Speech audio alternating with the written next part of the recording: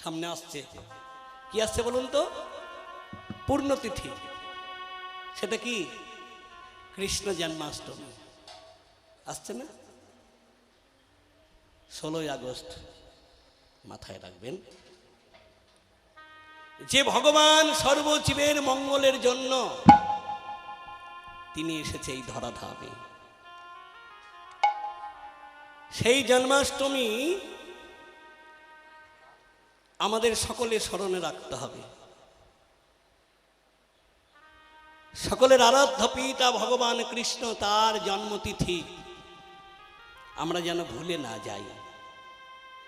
আচ্ছা, কৃষ্ণ জন্ম নিয়েছে কোথায়? মথুরায়, কংসের কারাগারে। হ্যাঁ গো, কথাটা ঠিক না ভুল? ভগবান কৃষ্ণ জন্ম নিল মথুরায় কংসের কারাগারে। কথা ঠিক না ভুল? কথা ভুল। যিনি ভগবান, ত্রিলোকের যিনি রাজা, ত্রিলোকের যিনি অধীশ্বর, তার জন্ম কি কারাগারে হয়?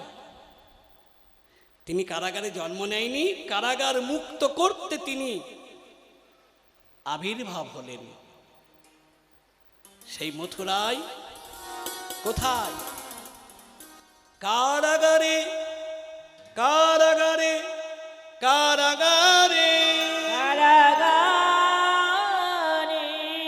কারাগারে, কারাগারে, কারাগারে। বলছে ভক্তের হৃদয় কারাগারে। ভক্তের হৃদয় কারাগারে সেই ভক্ত বসুদেব দেবকীকে কারাগার মুক্ত করবার জন্য তিনি আবির্ভূত হলেন সেই মথুরায় ভক্তের কারাগারে। তাহলে সামনে যে জন্মাষ্টমী আসছে, কৃষ্ণের জন্মতিথি আমাদের সবাইকে স্মরণ রাখতে হবে, মাথায় রাখবেন। আমাদের ছেলেদের জন্মদিন পালন করি না গা? হ্যাঁ গো, নিজ ছেলে মেয়ের যখন জন্মদিন পালন করি তখন কি করি? বন্ধু বান্ধব আত্মীয় স্বজন পাড়াপড়শিকে নিমন্ত্রণ করে অনেক টাকা খরচ করে ধুমধাম করে তাদেরকে খাওয়াই। কিন্তু যিনি আমাদের পরম পিতা আরাধ্য দেবতা ভগবান কৃষ্ণ, তিনার জন্মদিন তো আমাদের পালন করতে হবে। আবির্ভাব তিথি আমাদের পালন করতে হবে। কিভাবে? ভগবান যেগুলো ভালোবাসে, যারা আবির্ভাব তিথি উপোস করবেন বা পালন করবেন, আগের দিন সংযম করবেন। আগের দিন সংযম করে পরের দিন প্রভাতে উঠে স্নান করে ভগবানের অভিষেক পঞ্চগব্য দিয়ে স্নান করাবেন, করিয়ে শৃঙ্গার করবেন।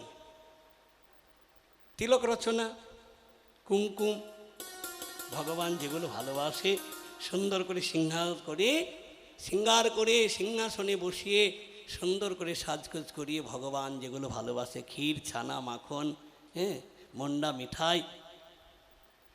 আর যদি কারো ঘরে আপনার ওই নাড়ু গোপাল থাকে তাহলে নাড়ু।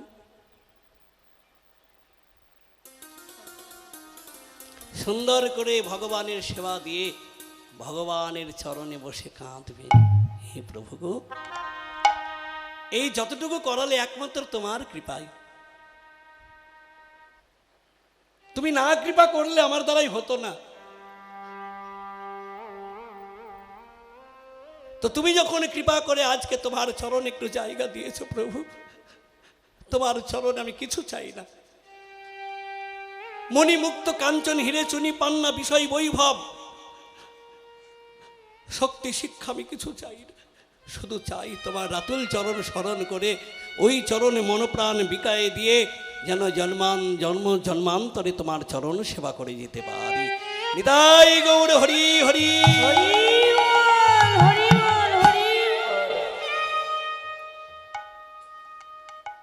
তাহলে সেদিন আমাদের মন্ডা, মিঠাই, ক্ষীর, ছানা, মাখন, তারপরে জন্মতিথিতে যেগুলো ওই যে বড়া, লুচি, হ্যাঁ, যা যা ভালোবাসে ভগবানকে সেবা দিয়ে ভগবানের চরণে যেন আমরা সবাই কাঁদতে পারি।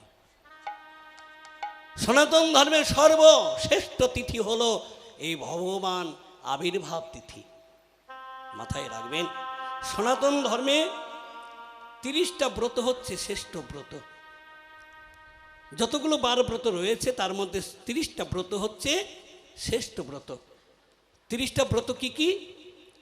প্রধান ব্রত হলো বছরে 24টা একাদশী, মাসে 2টো করে হয়, শুক্লপক্ষে আর কৃষ্ণপক্ষে। তাহলে বছরে হচ্ছে 24টা। আর 2টো ছেলে জন্মদিন, সেই 2টো ছেলে কে কে? কৃষ্ণ জন্মাষ্টমী, রামনবমী, যেটা সামনে আসছে ভগবান আবির্ভাব তিথি কৃষ্ণ জন্মাষ্টমী। তাহলে 24 আর 2 কত হলো? 26। আর পাগলার 14, পাগলির 8। পাগলার 14 মানে শিবের 14, শিব চতুর্দশী, আর দুর্গার 8, দুর্গাষ্টমী। তাহলে 26 আর 2 28। একটা হলো চন্দ্রগ্রহণ, একটা হলো সূর্যগ্রহণ। এই হলো 30টা ব্রত। যে ইসলাম ধর্মেও 30টা রোজা রাখে মুসলমান ভাইরা। ইসলাম ধর্মে 30টা রোজা রমজান মাসে, আর সনাতন ধর্মে হচ্ছে 30টা ব্রত, প্রধান ব্রত। এই ব্রতগুলো কেউ যদি করতে পারে তার জীবনে আর কোনো ভয় বা ভাবনা নেই। তো শ্রেষ্ঠ ব্রত আমরা পেয়েছি সামনে, কৃষ্ণ জন্মাষ্টমী। এই কথা কেউ যেন ভুলে যাবেন না। ছেলের যেমন জন্মদিন পালন করেন সেই মতোভাবে আমার ভগবান কৃষ্ণের জন্মতিথিটা যেন আমাদের সবার স্মরণে থাকে। তাহলে কি কি দেব আমরা? ক্ষীর, ছানা, মাখন, মিষ্টি, মিষ্টান্ন, লুচি, বড়া, সঙ্গে দিতে হবে পরমান্ন। পায়েসন্ন আর পরমান্ন কিন্তু এক নয়। চাল, চিনি, দুধ দিয়ে হয় পায়েসন্ন, আর চাল, চিনি, দুধ, তাতে মধু, কর্পূর মিশিয়ে তুলসী পত্র দিয়ে ভগবানের সেবায় লাগানো, তার নাম হলো পরমান্ন। পরমান্ন যেন অবশ্যই থাকে, জন্মতিথিতে হচ্ছে পরমান্ন প্রধান। এটা দিয়ে ভগবানের চরণে যেন আমরা সবাই করজোড়ে নিবেদন করে কাঁদতে পারি। হে প্রভু গো, তোমার কাছে কিছু চাই না, শুধু এই জন্ম নয়, জন্ম জন্মান্তরে যেন তোমার চরণ সেবা করতে পারি, চরণ সেবা করিতে পারি, যেন চরণ সেবা করিতে পারি, চরণ সেবা করিতে পারি। শুধু এ জন্মে নয়,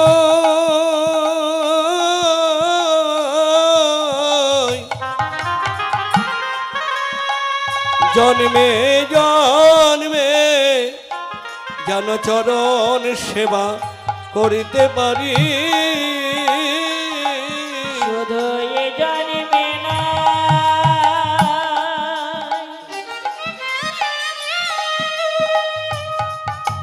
জন্মে তোমার ওই চরণে নিবেদন। হরি বল, জয় ধ্বনি মায়েরা। চরণ সেবা করিতে পারি, চরণ সেবা করিতে পারি।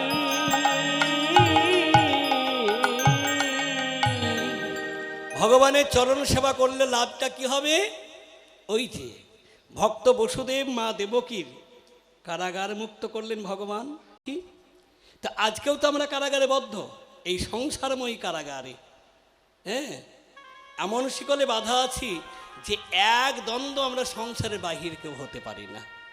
তাহলে হে ভগবান, তোমার কৃপাতে ভক্ত বসুদেব, ভক্তা দেবকী যদি কারাগার মুক্ত হতে পারে, তাহলে আমার চিরবিশ্বাস তোমার চরণ সেবা করলে আমরাও এই সংসার কারাগার হতে মুক্ত পাবোই পাবো। হরি হরি বল, হরি বল, হরি বল, হরি বল। তাই কৃষ্ণ জন্মাষ্টমী পালন করুন। আমি বাসুদেব কীর্তনিয়া বলছি, আপনারা এই সংসার কারাগার হতে মুক্তি পাবেনই পাবেন। তাহলে জীবনে একমাত্র জানা গেল কৃষ্ণ ছাড়া আমাদের আর কেউ নেই। তাই তো আজকে আমরা এই সংসারে পাগল হয়ে আমার করে কাঁদছি, একবার কৃষ্ণ বলে কাঁদবার সময় নাই। তো মহাজন বলেন, যতক্ষণ পারবে কৃষ্ণ বলে কাঁদো, এই নামেই তোমার মুক্তি। ওই জড়ভরতের মতো তোমরা মায়াতে বদ্ধ হয়ে কেঁদো না, কাঁদতে গেলে কৃষ্ণ বলে কাঁদো। কৃষ্ণ বলে কাঁদতে কাঁদতে অভ্যাসে পরিণত হবে, আর অভ্যাসের ফলে মৃত্যুকালে যদি কৃষ্ণ নামটা বদনে বেরিয়ে যায়, তোমরা কৃষ্ণচরণ প্রাপ্তি হবে। সেই কৃষ্ণভাবে ভাবিত হয়ে গৌরাজকে নবদ্বীপের রাজপথে রাখালিয়া ভাবে প্রকাশ হলেন। সিঙাবেন মুরহলিতে, সিংহাবেন নরালিতে, সিঙাবেন মুরহলিতে, সিংহাবেন মরালিতে। করয়ে জয়র ধ্বনি আমার গৌর গুণমণি,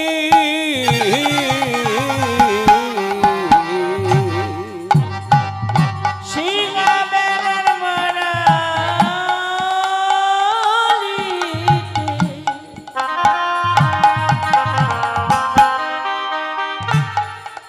গোল করে জয়রি ধ্বনি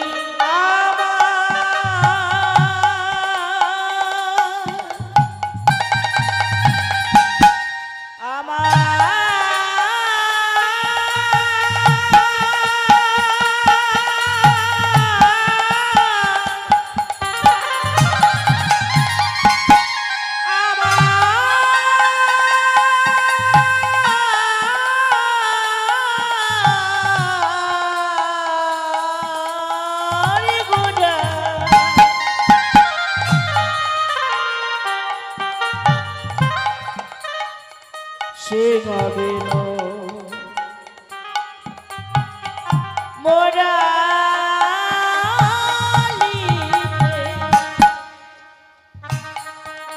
গোর করে জয়রি ধ্বনি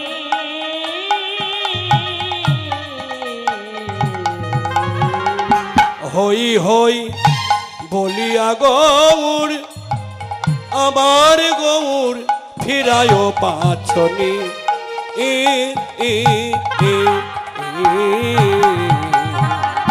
হই হই বলিয়া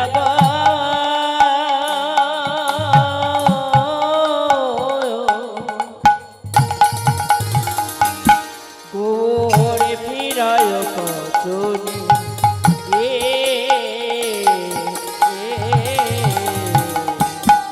আমি হই হই তার হই, হই হই তারি হই তারি হই তার হই, তারি হই তারি হই গো আমার আমার গৌর বলে তার হই তার হই, আমার গৌর বলে তারি হই তারি হই আমার গৌর বলে তার হই তার হই। আমার গৌর বলে তারি হই তারি হই।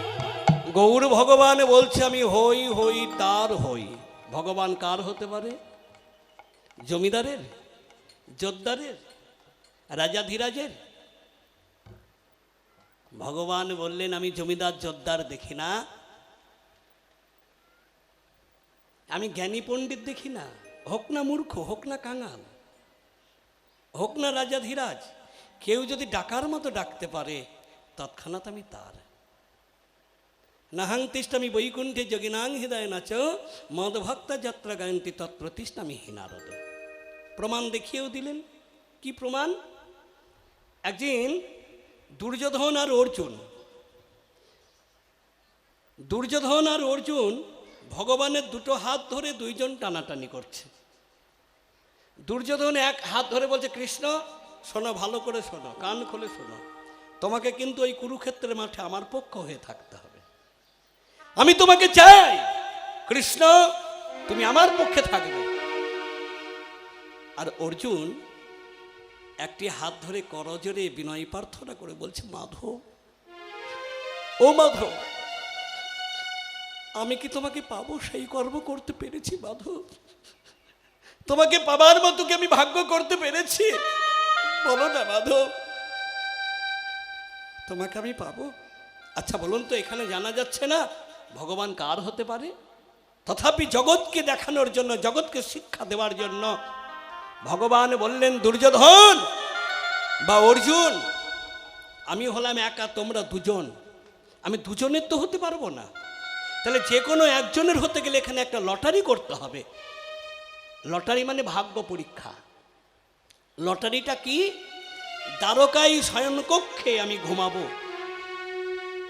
দ্বারকায় শয়নকক্ষে আমি পালঙ্কে ঘুমাবো, চেতন হয়ে নয়ন মিলে যার মুখ আগে প্রথম দর্শন করব আমি তার। ঠিক আছে? দুর্যোধন বলেন তাই হবে। এবার ভক্ত পরীক্ষা করবার জন্য ভগবান দ্বারকায় গিয়ে শয়নকক্ষে একটা পালঙ্ক সাজালেন। এইবার করলেন কি জানেন, ওই পালঙ্কের দুই দিকে দুটো আসন রাখলেন। মাথার দিকে রাখলেন স্বর্ণ সিংহাসন, আর পায়ের দিকে রাখলেন ক্ষুদ্র কুশের আসন। দেখা যাক এখানে কে বড় ভক্ত। ভগবান কপট নিদ্রায়, মানে ছলনা করে চোখ বন্ধ করে শুয়ে আছে। দুর্যোধন ছুটতে ছুটতে গিয়ে দেখলেন কৃষ্ণ ঘুমোচ্ছে। যাক বাবা, কৃষ্ণ যখন ঘুমোচ্ছে, আমি যখন প্রথম এসেছি তাহলে আমি পাবো। তাহলে ঘুমোচ্ছে যখন কাঁচা ঘুমে না ডেকে একটু অপেক্ষা করি, চেতন হলেই তো আমাকে দেখতে পাবে। তো অনেকক্ষণ দাঁড়িয়ে থেকে মনে মনে চিন্তা করলেন একটু বিশ্রাম করা যাক। তো বসবো কোথায়? সিংহাসনটা নজরে, মানে লক্ষ্যে পড়ে গেছে। দুর্যোধন মনে মনে বললেন, কৃষ্ণ আমি যে সিংহাসনে বসা মানুষ সেটা তুমি জেনে একটা সিংহাসনে এনে রেখেছ। মাথার দিকে যে সিংহাসন, সেই সিংহাসনে বসলেন। শুধু বসলেন না, পায়ের ওপরে পা তুলে পাটা নড়াচ্ছে। আর যেই না পা নড়াচ্ছে, ওই পা থেকে ধুলোগুলো উড়ে উড়ে আমার কৃষ্ণের মাথায় গিয়ে পড়ছে। অর্জুন আসছে, আস্তে আস্তে দেখলেন যে কক্ষে ভগবান কৃষ্ণ ঘুমোচ্ছে সেই কক্ষের বাইরে পাদুকা, মানে দুর্যোধনের জুতো। দুর্যোধন যেহেতু চলে এসেছে, পেয়ে গেল, আমি আর পাবো না। তথাপি এসেছি যখন নৈরাশ হয়ে ফিরবো, একবার যাই। ভেতরে গিয়ে দেখলেন কৃষ্ণ ঘুমোচ্ছে আর দুর্যোধন সিংহাসনে বসে আছে। ফাঁকা আছে একটা জায়গা, যে জায়গা যোগীরা যোগে পায় না, মনিরা ধ্যানে পায় না, ঋষিরা তপস্যায় পায় না। কত বড় ভাগ্য আজকে অর্জুনের। অর্জুন ছুটতে ছুটতে গিয়ে সেই ফাঁকা জায়গা, চরণের ধারে যে কুশের আসন, সেই আসনে বসলেন। শুধু বসলেন না, এখানেই শেষ নয়, ভগবানের পদসেবা করতে লাগলেন। পদসেবা করছে আর নয়ন জলে ভেসে যাচ্ছে। হে মাধব, যে চরণে যোগীরা দিনের পর দিন, মাসের পর মাস, বছরের পর বছর, যুগের পরে যুগ সেবা করেও পাই না। কত নর কিন্নর যোগীমুনি ঋষি গন্ধর্ব আকুল প্রাণে কেঁদে পাই না। সেই চরণ যখন একবার পেয়েছি মাধব, তুমি যেন আমার কাছ থেকে কেড়ে নিও না, তুমি কৃপা করো। এমতো ভাবে আমি যেন প্রতি জন্ম জন্মান্তরে তোমার পদসেবা করে যেতে পারি। এইভাবে পদসেবা করতে করতে করতে করতে করতে অর্জুনের চোখ থেকে দুফোঁটা জল আমার ভগবান কৃষ্ণের চরণে পড়েছে।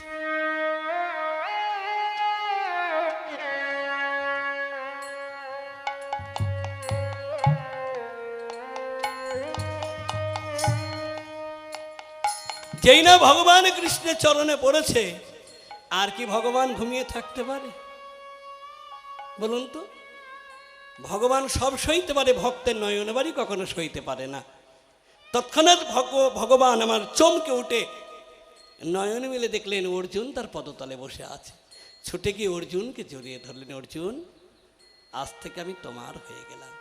শুধু তোমার হলাম না, তোমার কৃতদাস হলাম। তোমার ঘরের আমি কর্মচারী হলাম। তুমি আমাকে দিয়ে যে কাজ করাবে, আমি তোমার কৃতদাস হয়ে তোমার সেই কর্ম করতে চাই।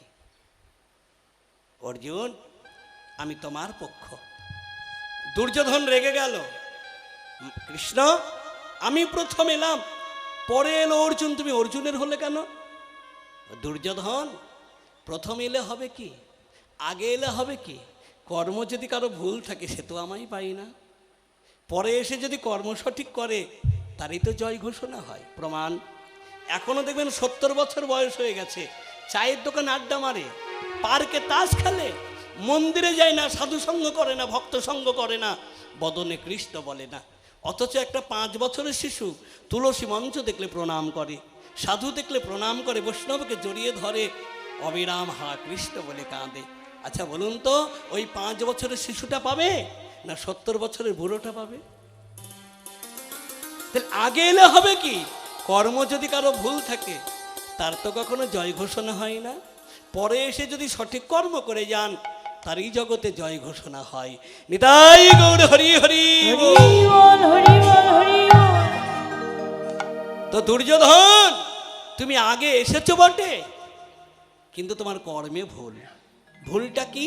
তুমি যখন প্রথম এলে দুটো জায়গায় ফাঁকা ছিল, চরণে এবং মাথা, দুটো জায়গায় ফাঁকা ছিল। কিন্তু তুমি চরণের ধারে বসো নাই, তুমি উঁচুতে বসা মানুষ, তো তোমার আশাটা হচ্ছে উচ্চ, উচ্চ আকাঙ্ক্ষী। তোমার সিংহাসনে বসা মানুষ, সিংহাসনে বসেছো। সিংহাসনটা ছিল কোন দিকে? মাথার দিকে।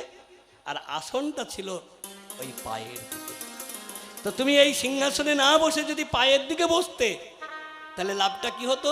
কোনো ঘুমন্ত ব্যক্তি চেতন হয়ে তার লক্ষ্যটা কোন দিকে পড়বে? পায়ের দিকে। মাথার দিকে কি পড়বে? মাথার দিকে কে থাকলো না থাকলো, সেখানে বিষধর সাপ থাক বা দামি কোনো মূল্যবান ধন থাক, সেদিকে তো তার লক্ষ্য থাকবে না, লক্ষ্য তার চরণের দিকে। তো তুমি চরণ ধারে যদি এসে বসতে, তাহলে তুমিই লাভ করতে। কিন্তু তোমার আশা হলো উচ্চ, তুমি সিংহাসনে বসা মানুষ, তুমি সিংহাসনে বসেছ আর সিংহাসনটা মাথার দিকে, তাই তোমার পরাজয় ঘটলো। আর অর্জুন বসেছে চরণের ধারে, আমার পদতলে পদসেবা করেছে, নয়ন জলে বুক ভাসিয়ে সেই নয়নের বাড়ি আমার চরণে দিয়েছে, তাহলে আমি অর্জুনের না তো কার হতে পারি? হরি হরি হরি বল, হরি বল, হরি বল। তো একটা কথা দিলাম, কুরুক্ষেত্রের মাঠে আমি অর্জুনের হয়ে থাকবো বটে, কিন্তু কোনো অস্ত্র ধরবো না, কোনো অস্ত্র ধরবো না। এখানেই দুর্যোধনের একটু সাহস হয়েছিল। যত বড় বীর যোদ্ধা হোক না কেন, ক্ষমতাশালী হোক না কেন, সে যদি অস্ত্র না ধরে, সে থাকাও যা না থাকাও তাই। কিন্তু কৃষ্ণ যখন এই প্রতিজ্ঞা করলেন, সঙ্গে সঙ্গে মহামহী ভীষ্ম, পিতামহ ভীষ্ম একটা কথা বলেছিল। কথাটা কি?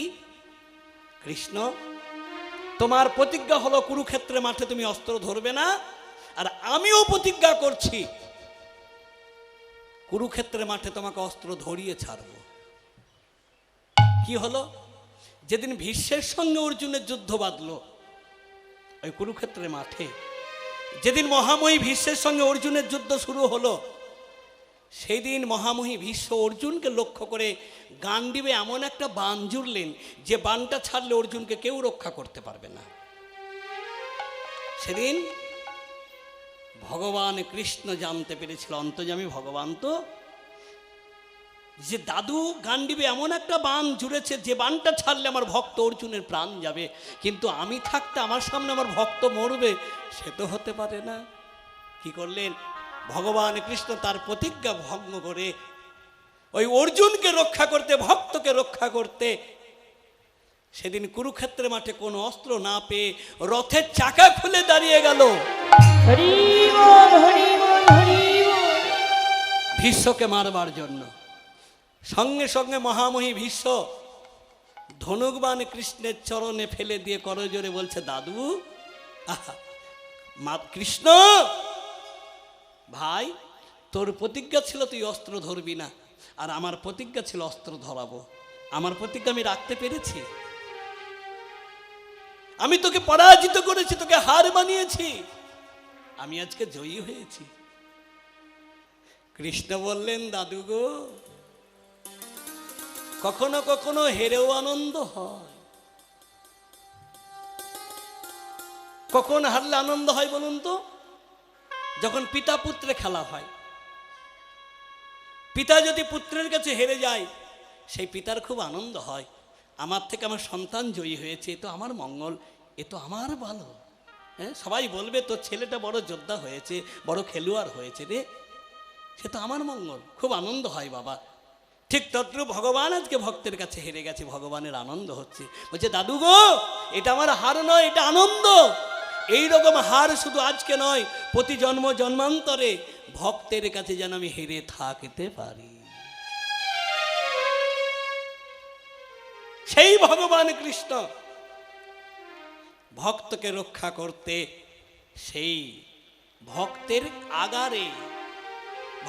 আগারে আবির্ভাব হলেন, ভক্তের কারাগার মুক্ত করবার জন্য। তাহলে সবাই মাথায় রাখবেন, জন্মাষ্টমী যেন আমরা পালন করতে পারি।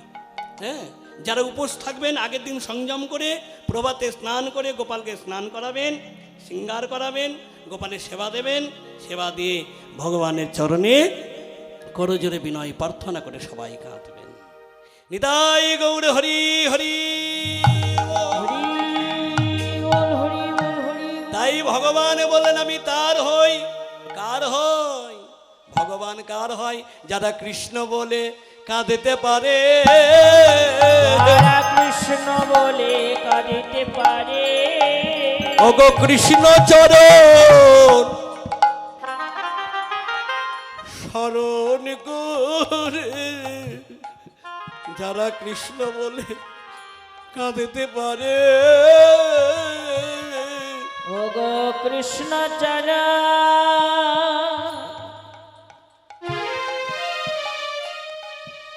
স্মরণ করে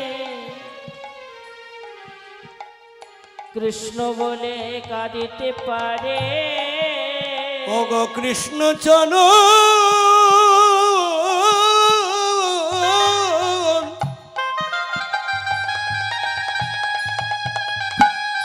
স্মরণ করে যারা কৃষ্ণ বলে কাঁদিতে পারে। ওগো কৃষ্ণ চরণ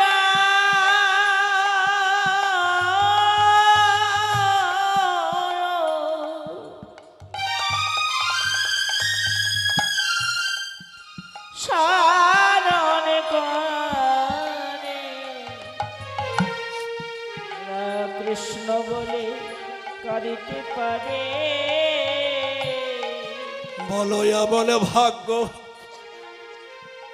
কারে বা হবে। বলো এমন ভাগ্য কারে বা হবে। বলো এমন ভাগ্য কার বা হবে। বলো এমন ভাগ্য করিব হবে।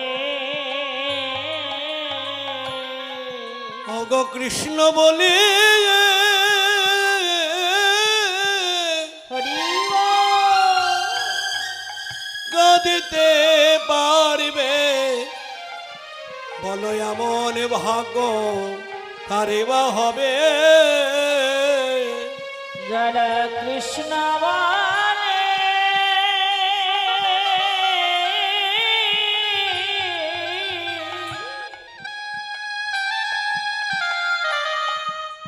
কাঁদিতে পারে। ওগো এহেন সংসার মাঝে কৃষ্ণ বলে কাঁদিতে পারবে। হেন সংসার মাঝে কৃষ্ণ বলে কাঁদিতে পারবে। এমন ভাগ্য কারে বা হবে।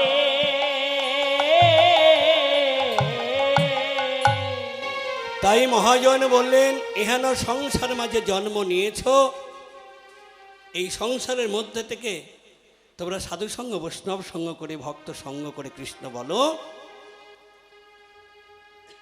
সাধুগুরু বৈষ্ণবের ভক্ত সঙ্গ করে কৃষ্ণ বললে তোমার পূর্ণাঙ্গ লাভ হবে। কেমন? ছোট্ট করে একটু জেনে যাব। দেখবেন যে কোনো শুভ কাজ কলা গাছ ছাড়া হয় না। হয় কি গো, এগুলো কি আমরা জানি? জানতেও চাই না। বিয়ে বলুন, পূজা অর্চনা বলুন, গৃহপ্রবেশ বলুন, কলা গাছের দরকার হয়। কলা গাছ ছাড়া কোনো শুভ কাজ সম্পূর্ণ হয় না। কেন? এখানেই আমাদের জানতে হবে সাধু বৈষ্ণবের কৃপা, তার কত বড় গুণ। এই কলা গাছটা পূর্বজন্মে কে ছিল? তার পূর্বজন্ম অর্বমণির কন্যা, যার নাম হলো কন্দলি। অর্বমণির কন্যা কন্দলি বিয়ে দিলেন দুর্বাসা মুনির সঙ্গে। এই কন্দলির স্বভাবটা কেমন ছিল জানেন? বড় ঝগড়ুটে, মুখরা, সাদা সাদা, সর্বক্ষণ শুধু ঝগড়া করত। ঝগড়া ছাড়া কিছু জানতো না। মানে কন্দলি মানে কলহ, শুধু কলহ করত সবার সঙ্গে। তো সবার সঙ্গে যেমন তেমন করত, স্বামীর সঙ্গে একটু বেশি করত। স্বামীর সঙ্গে দিনরাত ঝগড়া। তো স্বামীর সঙ্গে যদি দিনরাত ঝগড়া হয় তো সংসারটা কেমন হবে? তো দুর্বাসা মুনি ধ্যানে বসেছে, ওই ধ্যানের সামনে কি এমনভাবে বিরক্ত শুরু করলেন, দুর্বাসা মুনি না থাকতে পেরে তার নয়ন দিয়ে অগ্নিবাণ সৃষ্টি করলেন। অগ্নিবাণ সৃষ্টি করে যেই না নিক্ষেপ করলেন, মানে কৃপানলে সেই কন্দলি একবারে ভস্মীভূত হয়ে গেলেন, একেবারে ছাই হয়ে গেল। সেই দুর্বাসা মুনির নয়নে অগ্নিবাণে তিনি ভস্মীভূত যেই না হয়ে গেল, এইবার সেই অরবমণি নিজ কন্যা বিয়োগে ব্যথায় নিজেকে ধরে রাখতে পারছে না। সেই ভস্মগুলোকে জড়িয়ে ধরে আকুল প্রাণে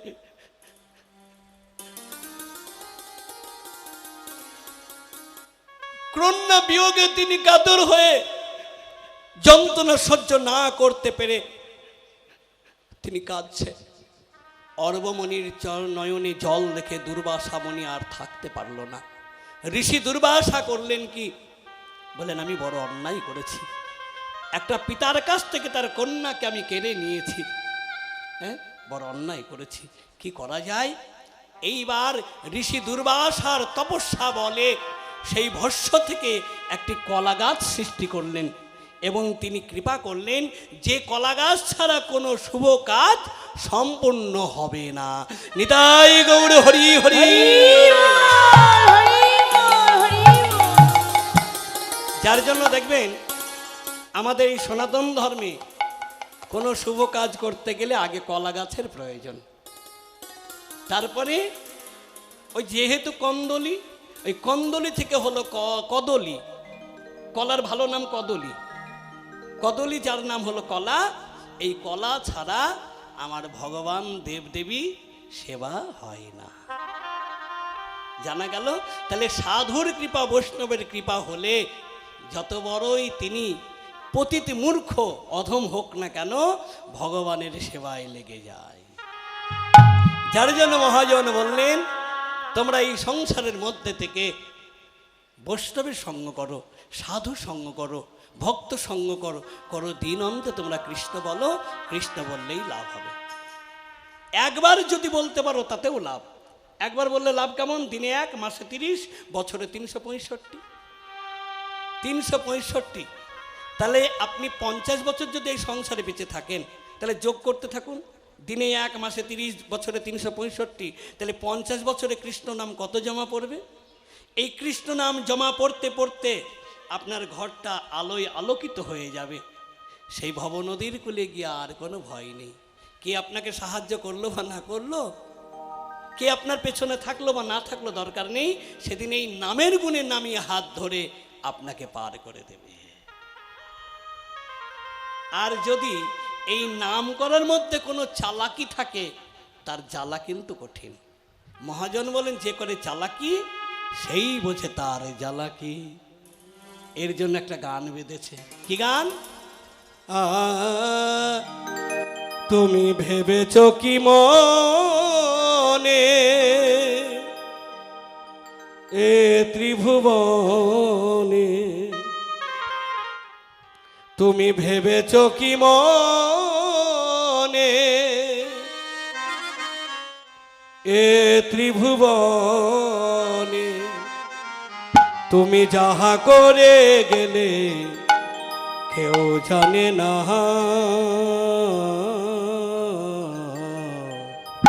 বারে বারে আর আশা হবে না, বারে বারে আর আশা হবে না। তুমি ভেবেছ কে মনে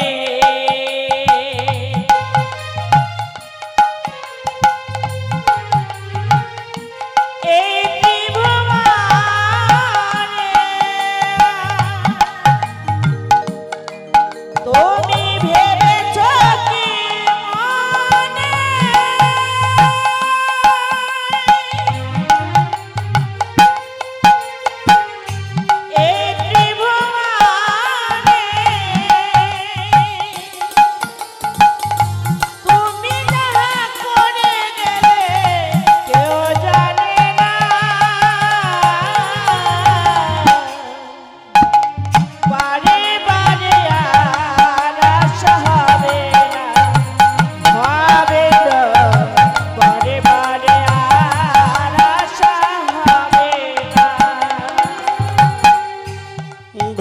ভেবেছ কি মনে এ ত্রিভুবনে, ভেবেছ কি মনে এ ত্রিভুবনে, তুমি যাহা করে গেলে কেউ জানে না, বারে বারে আর আশা হবে না, আই রে, বারে বারে আর আশা হবে না। ভেবেছ কে মানে এই ত্রিভুবনে,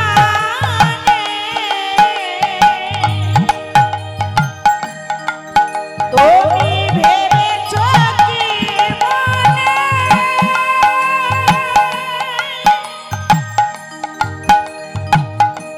এই ত্রিভুবনে, তুমি যাহা করে গেলে কেউ জানে না,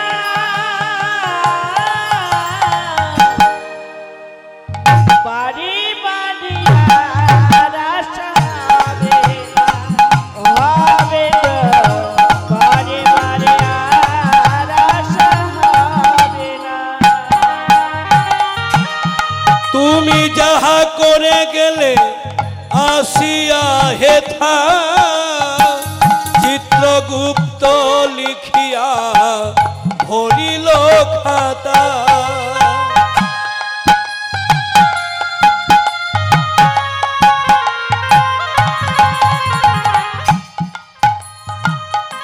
তুমি যাহা করে গেলে আসিয়া হেথা, চিত্রগুপ্ত লিখিয়া ভরিল খাতা, তুমি যাহা করে গেলে। আজ আমার ক্ষমতা আছে, এই ক্ষমতার জোরে অনেক অপকর্ম করে গেলাম, অন্যকে ঠকালাম, অন্যের সঙ্গে অন্যায় করলাম, অন্যের ধন চুরি করলাম, অনেক কিছু করছি আমরা, কিন্তু সে বেটা জানে না যে কর্মের ফল তাকে পেতেই হবে।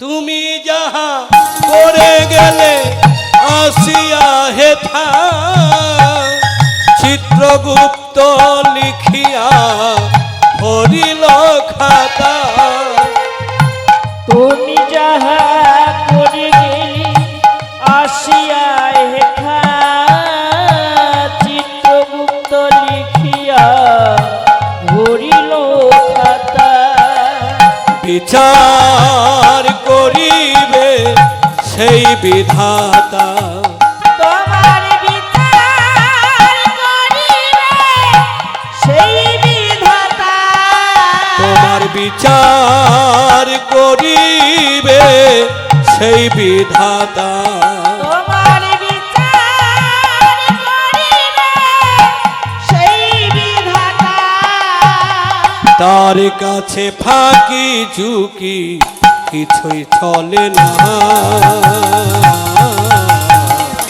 বারে বারে হবে না, আই রে, বারে বারে আর আশা হবে না।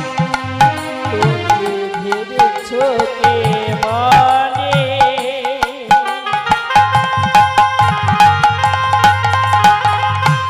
এই ত্রিভুবনে, তুমি ভেবেছ কি মনে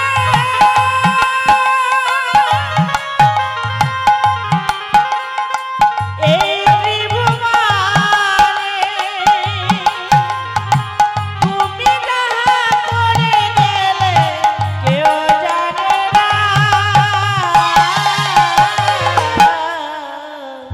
বাড়ি বাড়ি আর আশা হবে না, হবে না, বাড়ি বাড়ি আর আশা হবে না, হবে না, বারে বারে আর আশা হবে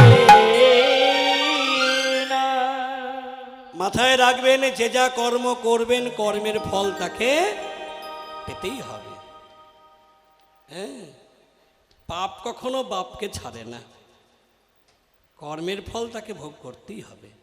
মনে পড়ে মহামহী ভীষ্মের এত কষ্ট কেন? পিতামহ ভীষ্মের এত দুঃখ কেন, এত যন্ত্রণা কেন? তিনি তো বড় শক্তিশালী বীর যোদ্ধা ছিল, তথাপি তাকে কষ্ট পেতে হয়েছে। কারণ কর্মের ফল লঙ্ঘনের নয়, পেতেই হবে। চলুন একটু বলা যাক মহাময়ী পিতামহ ভীষ্মের এত দুঃখ কষ্ট কেন? দেবী গঙ্গার রূপে আকৃষ্ট হলেন শান্তনু মহারাজ। দেবী গঙ্গার রূপে মুগ্ধ হয়ে শান্তনু মহারাজ বিয়ের প্রস্তাব রাখলেন। ওগো সুন্দরী, হে রূপবতী, তোমার রূপে আমি মুগ্ধ, আমি তোমাকে বিয়ে করতে চাই, তুমি কি আমায় বিয়ে করবে? দেবী গঙ্গা সেদিন বলেছিল, হে মহারাজ, আমি আপনাকে বিয়ে করতে পারি, কিন্তু দুটো শর্ত রয়েছে। শর্ত কি? একটা শর্ত হলো আমার কোনো কাজে বাধা দেওয়া যাবে না। দ্বিতীয় শর্ত হলো আমাকে কোনো প্রশ্ন করা যাবে না। এই শর্তগুলো যদি মেনে নেন তবেই আপনাকে আমি বিয়ে করতে চাই। দেবী গঙ্গার রূপে আকৃষ্ট হয়ে, রূপে মুগ্ধ হয়ে শান্তনু মহারাজ সেই শর্ত দুটো মেনে নিলেন। কারণ শর্ত মানলেন একটাই, এই রকম সুন্দর রূপবতী যদি আমি জীবন সঙ্গিনী করে পাই তাহলে আমার জীবন হবে ধন্য।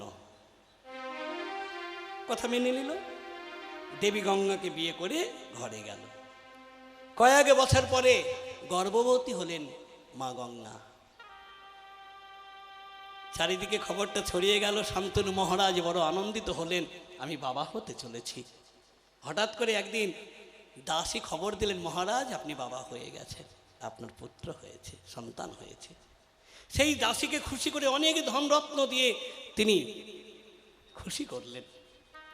এবার কি করলেন, হঠাৎ করে দেখলেন শান্তনু মহারাজ চুপি চুপি দেবী গঙ্গা সদ্যজাত নবজাতকে নিয়ে অগ্রসর হলেন, ঘর থেকে বেরিয়ে যাচ্ছে।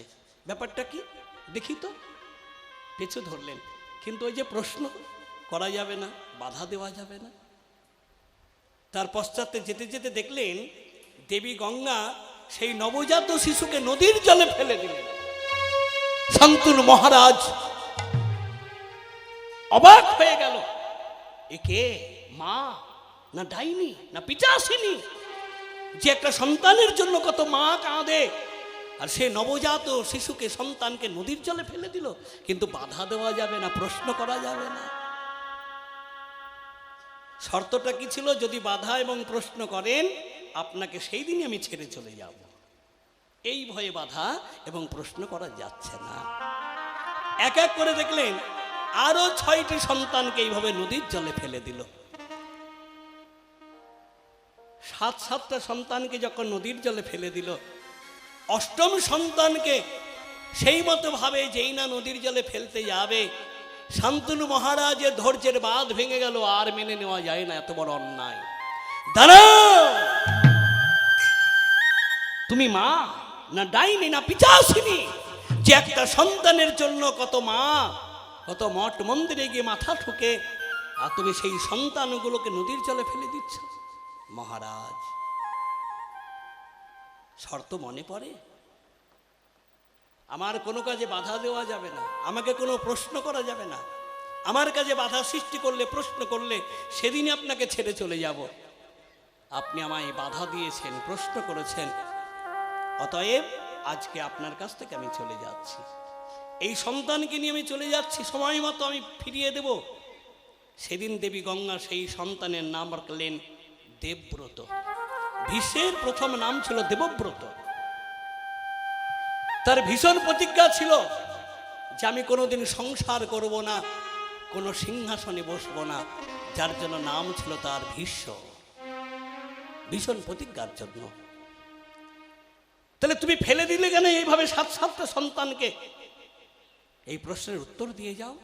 দেবী গঙ্গা বললেন, এরা অন্য কেউ নয়, এরা অন্য কেউ নয়, এরা হলো অষ্টবসু। এই অষ্টবসু মিলিত হয়ে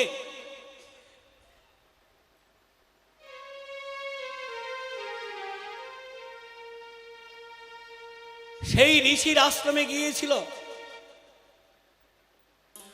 কামধেনু চুরি করতে। কামধেনু চুরি করতে গিয়ে তারা ধরা পড়ে গিয়েছিল। ঋষি অভিশাপ দিয়েছিল, ওরে পাপিষ্ঠ, এগুলো হচ্ছে মানুষের প্রবৃত্তি, মানুষের কর্ম, মানুষ চুরি করে, কোনো দেবতা নয়। আমি অভিশাপ দিলাম, তোরা যেহেতু ধেনু চুরি করেছিস, তোরা মনুষ্যকুলে জন্ম নে, মানুষের যে কত যন্ত্রণা কষ্ট তোরা উপভোগ কর, সেই কষ্টে জড়িত হোক।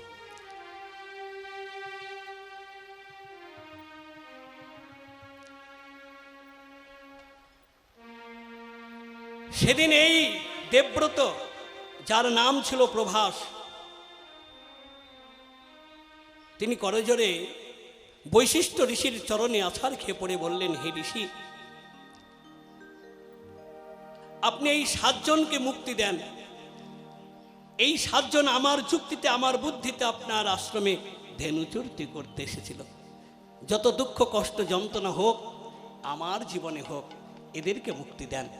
বৈশিষ্ট্য ঋষি সেদিন বলেছিল, যা, অভিশাপ যেহেতু আমি দিয়েছি, কিছুক্ষণের জন্যও তাদেরকে মনুষ্যকুলে জন্মাতে হবে, আর তুই চলে যা। বছরের পর বছর দীর্ঘ জনম ধরে তুই যন্ত্রণা কষ্ট, মানুষের যে কি জ্বালা, তুই ভোগ কর। এইবার এই অষ্টবসু একত্রিত হয়ে দেবী গঙ্গার চরণে তারা আছাড় খেয়ে পড়লেন, মা, তুমি আমাদের এই কষ্ট হতে নিবারণ করো। সেদিন দেবী গঙ্গা আশীর্বাদ করেছিল, বেশ, আমি তোদেরকে মুক্তি দেব। তাই সেই অষ্টবসুকে মুক্তি দেবার জন্য দেবী গঙ্গা আজকে এক একটি সন্তান প্রসব করলেন, আর এক একটি নদীর জলে ভাসিয়ে দিলেন। যেহেতু বৈশিষ্ট্য মুনির আশীর্বাদ এবং অভিশাপ যে মনুষ্যকুলে জন্মাতে হবে, তাই মনুষ্যকুলে জন্ম নিয়ে এই সপ্ত বসু তারা ক্ষণেকের জন্য মুক্তি পেয়ে গেল। আর অষ্টবসু সেই প্রভাস পিতামহ ভীষ্ম হয়ে মানুষের যে কত যন্ত্রণা কষ্ট, সে দীর্ঘ জীবন ধরে এই কষ্ট ভোগ করে গেল। নিতাই গৌর প্রেমানন্দে হরি হরি বল। হরি বল, হরি বল, হরি বল। তাই বললেন, পাপ কখনো বাপকে ছাড়ে না, যে যা কর্ম করবে তাকে কর্মের ফল পেতেই হবে। সে দেব হোক, দেবী হোক, রাক্ষস হোক, গন্ধর্ব হোক, মণি হোক, ঋষি হোক, যোগী হোক, যেই হোক না কেন, কর্মের ফল তাকে পেতেই হবে। তাই আজকে গৌর সুন্দর সেই পুরাবের ভাবে ভাবিত হয়ে আজকে দাঁড়ায় আছে। সঙ্গে কারা রয়েছে? রামায় সুন্দরানন্দ, সঙ্গে নিত্যানন্দ, রামায় সুন্দরানন্দ, সঙ্গে নিত্যানন্দ, গৌরীদাস আর অভিরামের সবার আনন্দ। ও গৌরী দাসার অভিরামের সবার আনন্দ। আনন্দে ধরে না, আনন্দে ধরে না, আনন্দ ধরে না, আনন্দ ধরে না, আমার আমার নিত্যানন্দের আনন্দ ধরে না। আমার নিত্যানন্দের আনন্দে ধরে না। ওগো আমার আমার নিত্যানন্দের আনন্দে ধরে না। ওই গৌরে চাঁদ বদন হেরে, গৌরে চাঁদ বদন হেরে, গৌরে জন্মদন হরে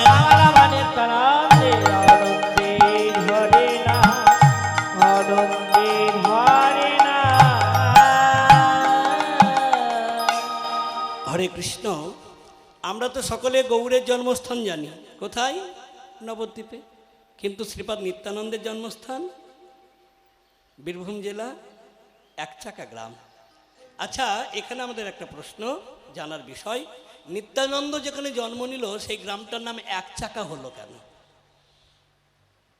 হ্যাঁ গো, সে বীরচন্দ্রপুর একচাকা গ্রাম কেন? একচাকা হওয়ার কারণ, যেদিন কৃষ্ণ সেই রথের চাকা নিয়ে ভীষ্মকে মারতে গিয়েছিলেন কুরুক্ষেত্রে মাঠে, ভীষ্ম যখন ধনুবান কৃষ্ণেরই চরণে নামিয়ে রেখে করজোড়ে প্রার্থনা করেছিল, সেদিন কি কৃষ্ণ ভীষ্মকে আর মেরেছিল? মেরেছিল না। ভক্ত যদি ভগবানের চরণে শরণ নেন, ভগবান কি সেই ভক্তকে আঘাত করতে পারে? চাকাটা নামিয়ে দিলেন, এইবার চাকা কাঁপছে। ভগবান, কত ভাগ্য ফলে আমি তোমার করকমলে উঠেছিলাম সেবায় লাগবো বলে, সেবা আমার হলো না, তাহলে আমার গতি কি হবে? ভগবান সেদিন বলেছিল, যাও আমি তোমায় কৃপা করলাম, তুমি সেই আগত কলিযুগে গিয়ে জন্ম নেবে যেখানে, সেইখানে আমার দাদা বলরাম নিত্যানন্দ রূপে যাবে, আর সেই গ্রামটার নাম হবে এক চাকা গ্রাম। তুমি নিত্যানন্দের চরণ পাবে সেইখানে, কারণ তোমার গ্রামে নিত্যানন্দ আবির্ভূত হবে, আর সেই নিত্যানন্দের চরণ ধরি তুমি সর্বাঙ্গে মেখে তুমি ধন্য হবে। হরি হরি, যার জন্য গ্রামটার নাম হলো এক চাকা গ্রাম, যেখানে শ্রীপাদ নিত্যানন্দ এলো। তো মহাজন বললেন, এই কলিযুগে কেউ যদি নিত্যানন্দের চরণে স্মরণ নিতে পারে, গৌর আপনা হতে তার হয়ে যায়। নিত্যানন্দকে স্মরণ করো, নিত্যানন্দের স্মরণ করে গৌরের কৃপা লাভ করে তুমি রাধারানীর চরণ আশ্রয় করো। রাধারানীর চরণ আশ্রয় করলে ভক্তি উপার্জন করবে, আর ভক্তি যখন উপার্জন হবে, ভগবান আপনা হতে তোমার ঘরে চলে আসবে। তাহলে ভগবান কৃষ্ণ, আর সেই কৃষ্ণের জন্মাষ্টমী আগামী এই সামনে আসছে, মাথায় রাখবেন। অনেকে বলবেন যে জন্মাষ্টমী করলে লাভটা কি হবে? জন্মাষ্টমী, ভগবান কৃষ্ণের জন্মাষ্টমী যদি পালন করতে পারেন, ভগবান আপনার প্রতি প্রসন্ন হবে। কি রকম প্রসন্ন জেনে নেন। আচ্ছা, একটা বছর কয় দিনে? 365 দিনে এক বছর, তাই তো নাকি? 365 দিনে হচ্ছে এক বছর। আপনি 364 দিন যদি জামাইকে নিয়ে এসে বাড়িতে ভালো ভালো খাবার খাওয়ান, জামাই আছে তো? জামাই নেই? ও মায়েরা, তোমাদের জামাই নেই? 364 দিন যদি জামাইকে নিয়ে এসে ভালো ভালো খাবার খাওয়াও, কিন্তু ওই 364 দিনের মধ্যে একটা দিন যদি জামাইকে বাড়িতে নিমন্ত্রণ না করা হয়, সেই দিনটার নাম কি বলো তো? সেই দিনটার নাম হলো, বলো, জামাই ষষ্ঠী। জামাই ষষ্ঠী। তাহলে 365 দিনের মধ্যে 364 দিন জামাইকে খাওয়ালেন ভালো ভালো খাবার নিয়ে এসে, কিন্তু একটা দিন নিমন্ত্রণ করলেন না, জামাই আপনার বদনাম গাইবে। পাড়ায় পাড়ায় চায়ের দোকানে বলবে, আমার শ্বশুর ভালো না, শ্বশুর কৃপণ, ষষ্ঠীতে নিমন্ত্রণ করে নাই। অথচ এই 365 দিনের মধ্যে 364 দিন আপনি জামাইকে নিমন্ত্রণ করবেন না, ওই একটা দিন জামাই ষষ্ঠীতে নিমন্ত্রণ করে খাওয়ান, পঞ্চমুখে আপনার জামাই সবার সামনে আপনার নাম গুণগান গাইবে। ঠিক তদ্রূপে সনাতন ধর্মে যত বার ব্রত তিথি আছে, না করে যদি এই জন্মাষ্টমী আপনি জীবনে করে যেতে পারেন, ভগবান আপনার প্রতি প্রসন্ন হবে, আপনাকে কৃপা করবেই করবে। হৃদয় গৌর হরি হরি। তাহলে মাথায় থাকবে তো, জন্মাষ্টমী যেন আমরা পালন করতে পারি। তাই এবার আমার গৌর সুন্দর করলেন কি, বাহু তুলে গোরা চাঁদ করে হরির ধ্বনি,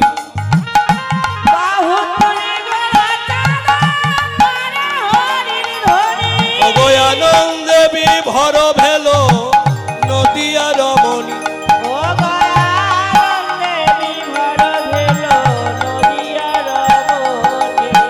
বাসুদেব ঘোষে কহে মনের হরিষে, বাসুদেব ঘোষে কহে মনের হরিষে, আজি গোষ্ঠ লীলা গোরা চাঁদ করিলা প্রকাশ, গোষ্ঠ লীলা গোরা চাঁদ করিলা প্রকাশ।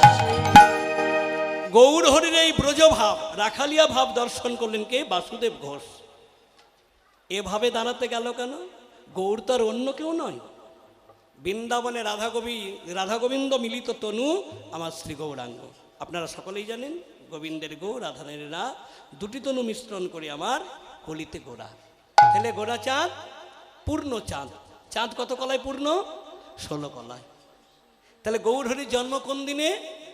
ফাল্গুন পূর্ণিমা তিথি, পূর্ণিমার দিনে। হ্যাঁ, পূর্ণিমাতে, পূর্ণিমা 16 কলা। পূর্ণিমার আগে জন্মাতে পারতো, পরে জন্মাতে পারতো, কিন্তু পূর্ণিমাতে জন্ম নেবার কারণ 16 কলার চাঁদ, অন্ধকার নাশ করতে আমার গৌরের জন্ম। তাহলে গৌর যেদিন জন্ম নেন, নবদ্বীপে কি হয়েছিল? গ্রহণ। কি গ্রহণ হয়েছিল তো নাকি? কয়টা গ্রহণ হয়েছিল? 3টে গ্রহণ একসঙ্গে। কি কি? ফাল্গুন ও পূর্ণিমা তিথি, সূর্য অস্তে যাচ্ছে, আধার নেমে আসছে, আধার দূর করতে চাঁদের উদয় হলো, আবার আলো। এবার সেই চাঁদ যেই না উদয় হয়েছে, যখন রাহু জানতে পারলেন ভগবান আসছে, তাহলে এই চাঁদকে রেখে লাভ কি? এই চাঁদ হলো কলঙ্কিত চাঁদ। নিষ্কলঙ্ক চাঁদ যখন আসছে, রাহুকে সেই চাঁদকে গ্রাস করছে। তাহলে কি হলো? চন্দ্রগ্রহণ। আর গ্রহণ যখন লাগে, নগরের নরনারীরা কি করে? উলুধ্বনি, শঙ্করধ্বনি, হরিধ্বনি করে না? উলুধ্বনি, হরিধ্বনি, শঙ্খধ্বনি শুরু হয়ে গেল। তাহলে একদিকে হলো চন্দ্রগ্রহণ, আর একদিকে হলো নাম গ্রহণ, আর এই নামের সঙ্গে সঙ্গে প্রভু নিল জন্মগ্রহণ। এই 3টে গ্রহণ নবদ্বীপে একসঙ্গে। আমার গৌর এলো রে সোনার নদিয়ায়, উলুর ধ্বনি, শঙ্কর ধ্বনি, শব্দ শোনা যায়। আমার গৌর এলো রে, গৌর এলো রে সোনার নদিয়া,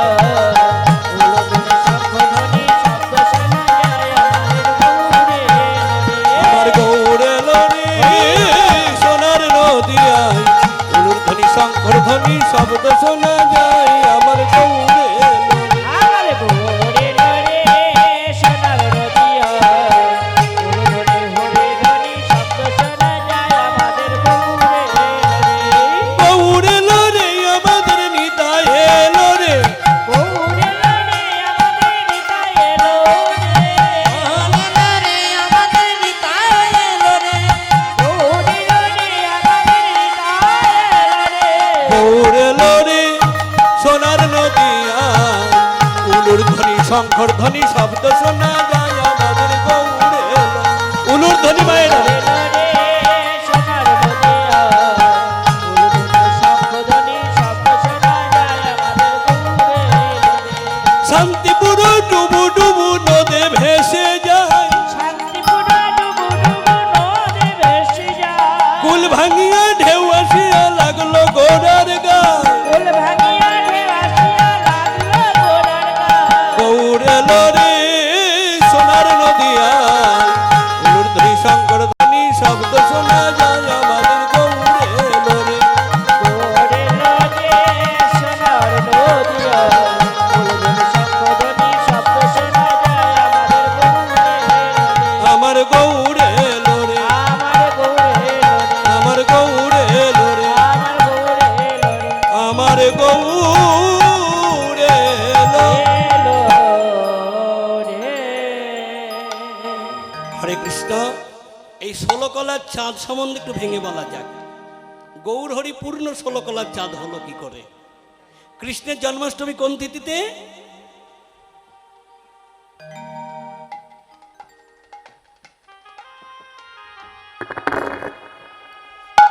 কৃষ্ণের অষ্টমী তিথিতে জন্ম। অষ্টমী তিথি মানে 8 কলার চাঁদ। আর রাধারানীর জন্ম সেটাও অষ্টমী তিথিতে। একটা হলো কৃষ্ণপক্ষে অষ্টমী, আর একটা হলো শুক্লপক্ষের অষ্টমী। তাহলে রাধারানীর 8, কৃষ্ণের 8, এই 8 8 যুক্ত করে হলো 16। তাই গোবিন্দের গো রাধারানীর এই যুক্ত করে হলো আমার নদিয়াতে গোরা। তাই গৌর সুন্দরকে দর্শন করে বৈষ্ণব পদকবি বাসুদেব ঘোষ একপাশে দাঁড়িয়ে বললেন, দেখো দেখো আজকে ব্রজভাবে দাঁড়িয়েছে, আজ করিলা প্রকাশ গো ও ও কৃষ্ণলীলা করিলা প্রকাশ কৃষ্ণলীলা করিলা প্রকাশ গো, কৃষ্ণলীলা করিলা প্রকাশ কৃষ্ণলীলা করিলা প্রকাশ গো। ধৈর্য